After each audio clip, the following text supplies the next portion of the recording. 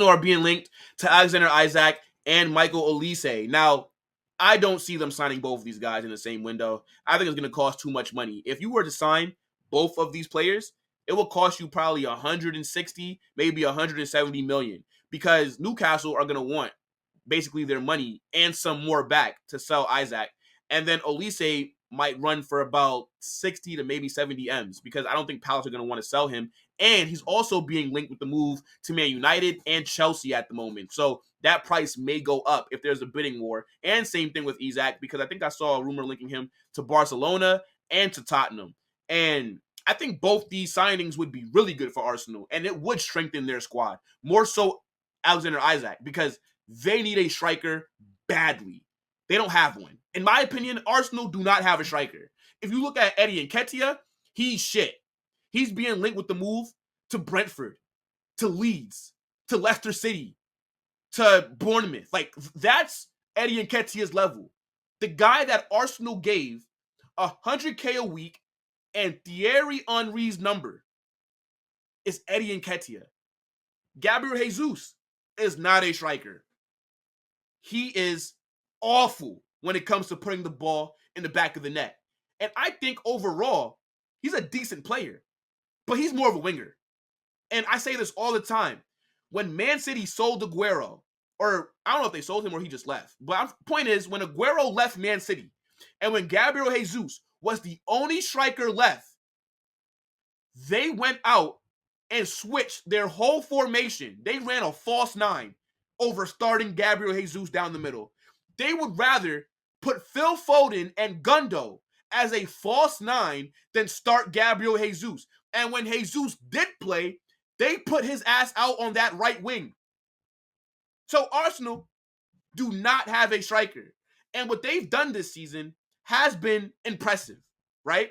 Because they've scored, I think, the second most goals in the Prem, and they spread the goals around.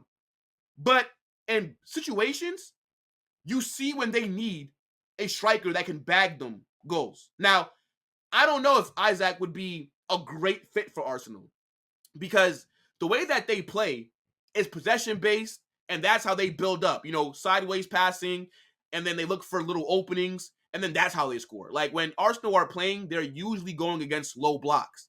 And I'm not sure if Alexander Isak can do that, because at Newcastle, where he bags a lot of his goals, is on the counter. Now, I think he is a very talented player, but I think for the amount of money that it's going to cost to sign him, it could be very risky. To me, the best striker to sign is Ivan Toney. If you're Arsenal, that's where you should be going.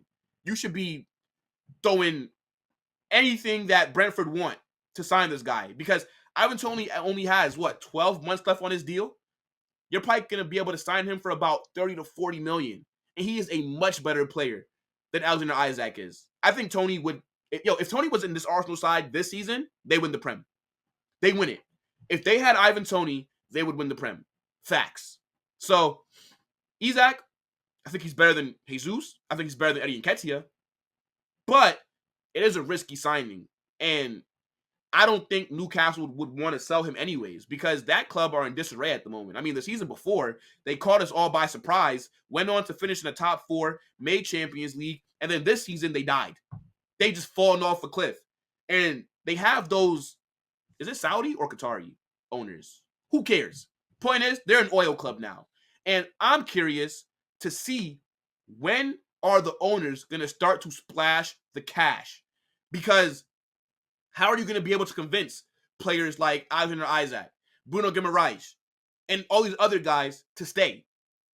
Because when these big clubs start calling, it's going to be hard for them to just say no, just stay at Newcastle and do what?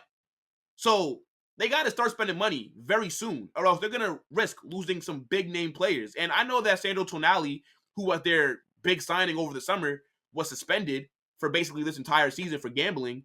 But you can't tell me that losing one player makes you just drop that much. So we'll see. Maybe Newcastle need a better manager. I think Eddie Howe has done a good job since he's been there, but they maybe need a bigger name, somebody that can convince bigger players to join that club. So yeah, we'll see with Isak, and I think that would be a good signing. But it'll be a bit risky and very expensive. Like Arsenal would have to probably be close to breaking the Premier League transfer fee, record fee to sign him. Now, as far as Olise is concerned, and I'll get to your comments in a second, guys. Olise plays on that right wing. And the reason why I don't see him going to Arsenal is because that's where Bukayo Saka plays. Now, I think Saka is a good player. I think Arsenal fans overhype him, and I don't think that he's as good as they believe he is. But nonetheless, he does a job, right? And he is the face of that club. He's their star boy. And that's why I don't think they'll sign Olise, because I don't believe Arsenal really want competition for Saka on that right wing, which to me is dumb. Because when he's dropping stinker after stinker, like he's done this season, you now have nobody to put in there to replace him. Because I think Saka should be dropped. But he knows he's not going to be. Because Arsenal don't have anybody else. Who are they going to put on that right wing? Reece Nelson? You're joking, right? I think Olise would be a good signing for Arsenal. But they're not going to want to get somebody in that can replace Saka possibly, even though he does need the competition. And I don't really think Arsenal need a winger as much as they need another midfielder, right? Or maybe another left back. I know Jurriën Timber is going to come back, so he could play at that left back position because Zinchenko is not it. But yeah, I think Arsenal's two biggest needs this summer is striker and another holding midfielder. They don't necessarily need a winger, even though a winger would benefit this team, though, because Martinelli's levels have dropped, Saka's levels have dropped, and they need somebody that can come in there, and they need to feel like they can be replaced. Because when you just drop a stinker and you don't got to worry about necessarily getting dropped because you know that you're going to play next week or the week after that, what motivates you to keep up performances? What motivates you to give your best? Like, Saka has no pressure at the club. So, yeah, Isak and Olise, could see Isak, but I cannot see Olise being a signing that Arsenal make. But I need you guys to let me know what you think.